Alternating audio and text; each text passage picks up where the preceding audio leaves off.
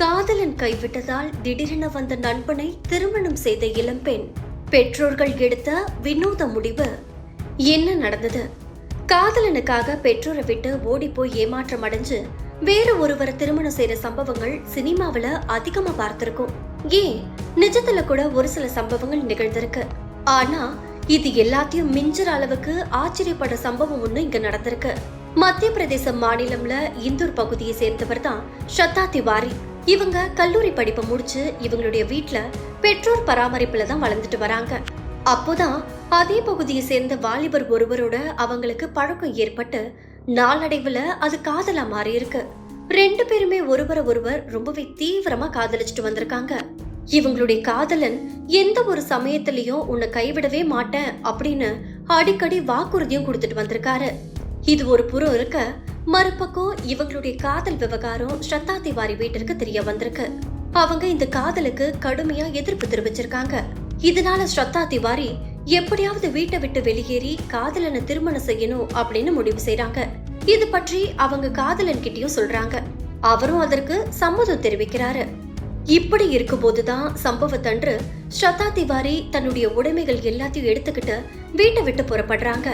வீட்டுல இருந்த பெற்றோர்கள் அவரை எவ்வளவு தடுத்து நிறுத்தியும் என்னால முடியாது, என்னுடைய காதலனை திருமணம் செஞ்சுக்காம நான் இந்த வீட்டுக்குள்ள வரவே மாட்டேன் அப்படின்னு சொல்லிட்டு போயிருக்காங்க. அவங்களுடைய பெற்றோர்கள் எவ்வளவு கெஞ்சி கதறி அழுது பார்த்தோம் தன்னுடைய காதலனை திருமணம் செய்யறதுல ஷத்தா திவாரி ரொம்பவே உறுதியா இருந்திருக்காங்க. பெற்றோரை உதறி விட்டுட்டு வீட்டை விட்டு வெளியேறி அவங்க காதலன் கிட்ட ஏற்கனவே சொன்னபடி அங்குள்ள ரயில் நிலையத்திற்கு போயிருக்காங்க. ரொம்ப நேரம் காத்திருந்தும் அவருடைய காதலன் வரவே இல்ல. போன் மூலமா காதலனுக்கு அழைப்பு விடுத்துட்டே இருந்திருக்காங்க. ஆனா அவரு எந்த ஒரு அழைப்பையும் எடுக்கல. ஒரு கட்டத்துல காதலன் கிட்ட இருந்து செல்போன்ல இவங்களுக்கு அழைப்பு வந்தது. அதுலதான் அவரு அதிர்ச்சியான ஒரு உண்மையை சொல்லிருக்காரு. இப்போ எனக்கு திருமணத்துல விருப்பம் இல்ல அப்படின்னு சொல்லிட்டு அந்த போன் இணைப்பை துண்டிச்சிருக்காரு. காதலனை நம்பி பெற்றோரை உதறிட்டு வந்த ஷத்தா திவாரி ரொம்பவே கதறி அழுதிருக்காங்க. ரயில் நிலையத்துல இருந்த பயணிகள் அவங்கள வேடிக்கை பார்த்துட்டே இருந்திருக்கும் போதுதான் இவங்களுக்கு வீட்டுக்கும் போக முடியாது, காதலனும் கைவிட்டுட்டான்.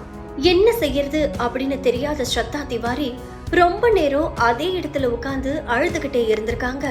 அப்போதான் அந்த நேரத்துல ரயில் ஒன்று வந்திருக்கு.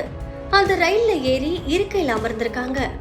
இவங்களே எதிர்பாராத விதமா அதே பெட்டில ஷத்தா திவாரி கல்லூரியில படிச்ச போது நண்பராக இருந்த கரண் என்பவர் இருந்திருக்கிறாரு. இருவருமே பார்த்த உடனே நலம் விசாரிச்சிருக்காங்க. அப்போதான் கண்கலங்கப்படி இருந்த ஷத்தா திவாரி கிட்ட ஏன் இப்படி இருக்க அப்படின்னு கரண் கேட்டிருக்காரு. இவங்களும் திருமணம் செய்து கொள்வதற்காக வீட்டை விட்டு வெளியேறி வந்துட்டேன், காதலன் கைவிட்டதுனால அதுவுமே நடக்கல, இனிமே என்னால வாழவே முடியாது அப்படின்னு சொல்லிருக்காங்க. கரண் அவங்கள சமாதானப்படுத்த முயன்றும் ஆனா எந்த ஒரு பலனும் அளிக்கல. இறுதியா கரண் நான் உன்னை திருமணம் செஞ்சுக்கிறேன் அப்படின்னு சொல்லிருக்காரு.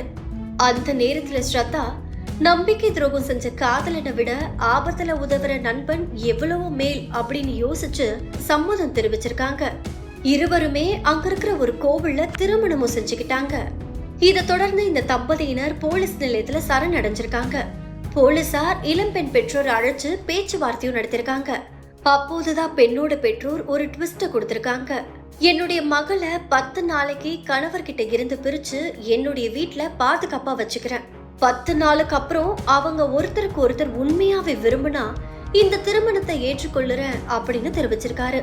இதற்கு ஷத்தா திவாரி மற்றும் கரண் 2 பேருமே சம்மதம் தெரிவிச்சிருக்காங்க. அதன்படி இளம்பெண் பெற்றோரோட அவங்களுடைய வீட்டுக்கு போயிருக்காங்க. சினிமா போல நடந்த இந்த சம்பவம் தான் இந்தூர்ல இப்போ பெரும் பேசு பொருளாவே மாறி இருக்கு.